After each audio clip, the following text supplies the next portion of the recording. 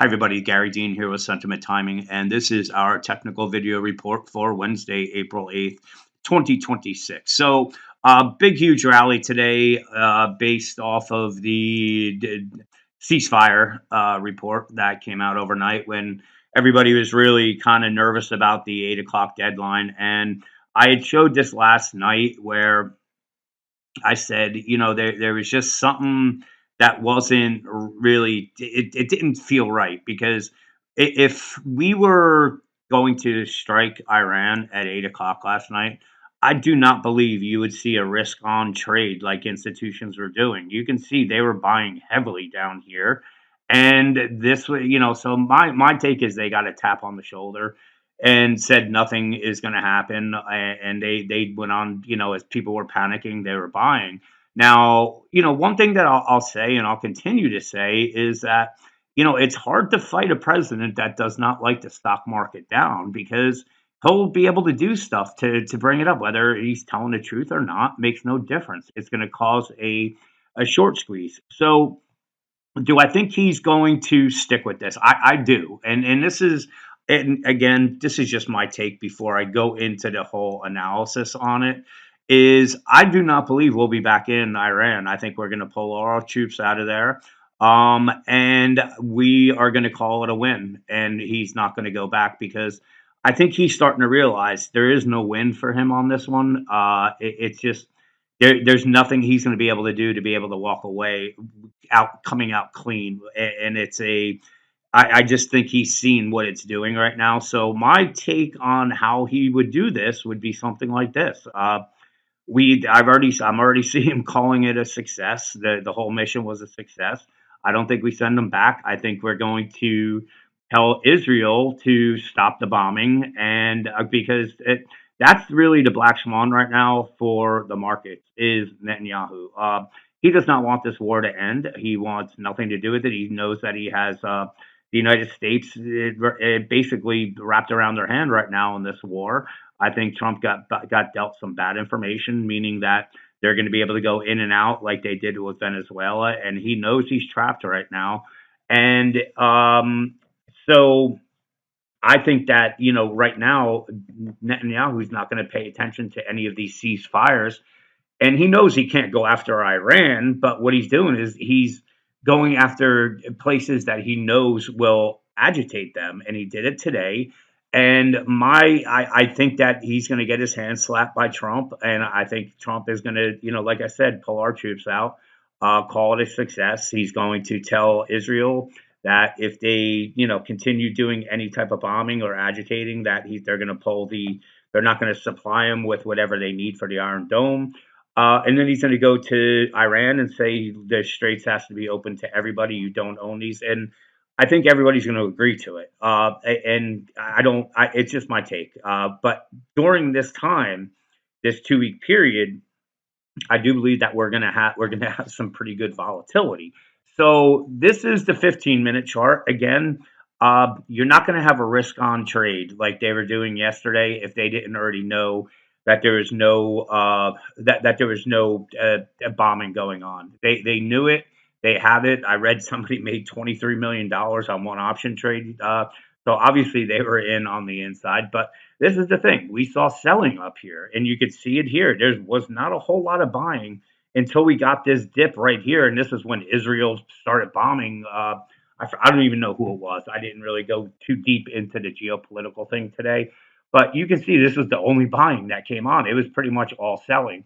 So if we go to an hourly chart, this is the part that really has me thinking that we're going to see some volatility because we had this spike up. We chopped, we chopped around a little bit. We had another spike up, and the only thing we're seeing is two big sell signals. So can we head higher? Yes. Can we head up to the 682? Very good chance. Do I think we're going to come down and close this gap? Yes, I do. I think that may come sometime next week.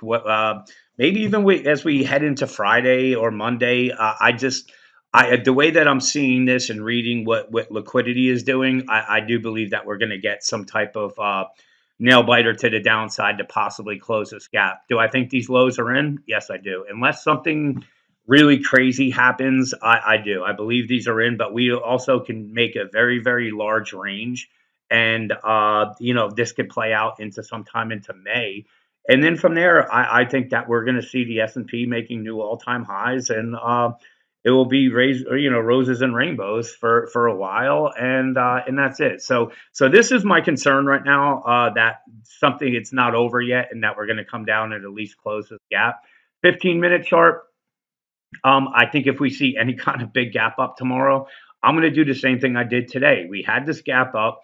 We made it into our, just above our primary distribution, but we were coming up. And once I started seeing selling, as we were rising up here, this is where I took the short position, and it was a quick one. We got in at the, oh man, I keep doing this. Hang on one second. Spiders. So what happened was when we had this gap up here, we had selling, and that's where we took the 676 puts and closed them right around that 673 in that range. Made a great trade. It was just we got the sell signal. We had sell signals here, and that's why I took the trade, and I took it with IWM as well. But I was straddling those. So we have our duration that cross, but we don't have any bearish divergences. This is what I was showing you in that training video that I sent. So this was my reasoning for this trade right now. If we head higher, then what I'm going to look for is a move up to our GAN up at the 680, possibly 683. And I would be looking to short up here for a move at least down to the 671 and possibly down to close this gap. So I still believe there's work to do for the bulls. They're going to have to do some defending. But right now, I do believe we'll take these highs out before we come down and close this gap. So if we take a look at the 5-minute chart here, again, you can see it was a lot of selling going on. So if we pop up, we're going to have divergences, and I think that any pop up will come down and close the gap fairly quickly. So I will be more on the sell side if we gap up. If we gap down, we really want to keep an eye on the 663 down to this 659. 659, I think, is a great buying opportunity. So let's take a look at IWM now. Again, for the software, I have these lines here just because this is all you really have to follow. So these red dots are your sell signals. It means institutions are selling. You would have gotten short here at the 260.99. Came down to the 260. It was a small trade, but it bounced up. This is only a 2-minute chart, but I'm just showing you where these go. And eventually, what's going to happen is you're going to get one of these moves that's going to go where you're not going to get a buy signal. And this is a perfect example. Let's just say you got short here at 260. I mean, you made it all the way down to 258.61. So $1.40 move with options, you buy 10 of them, it's probably going to cost you $800, and you just made $800. So these are the fast trades on it. But you can notice here, as we were dropping, we had buying going on, and I put it in the trade room that I'm buying down here because we're probably going to see IWM make a run up to the 260, 261. Made the run up to the 261, made it to 260.50. But again, this was just buying. This is why I was buying down here. And I wasn't even concerned because it was just a lot of buying going on. So all you have to do is be patient, and then you wait, and there's your shot. So it worked out great on it. We made some fantastic trades. So let's move on to the 5-minute chart. I have this as default. Let me just move these to the fives, clean this up. Okay. So on the 5-minute chart, again, this is a lot cleaner than the 2-minute chart, which is normal. But you can see your buy signal right here. So you would have gotten in at the exact low. We had a high volume buy signal. And again, we 259.08 up to 260.54. $1.50 move. Again, you do 5 contracts, you just made $800, $500 on it. Now, this is again where we saw buying coming in this entire drop.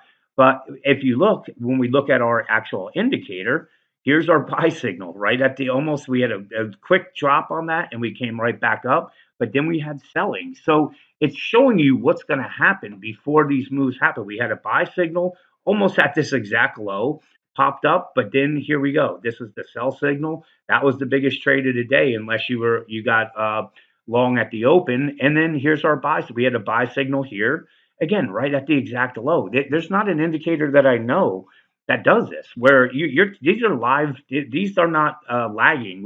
This doesn't pop up when we're up here. This is popping up on this candle, and again, 258.90 up to 260.50. That's a fantastic trade on it, and I put it in the room that I thought we were going to go there. So now we're getting into where we're getting into the overbought, where usually we see some selling. So if we sell, I believe we're just going to start forming a range between the 258, say 50 up to the 261. If we break above it, then we're looking up at that 262. Now, again, I'm not really seeing any divergences from here. So it's suggesting to me that we're going to make a move up to the 264.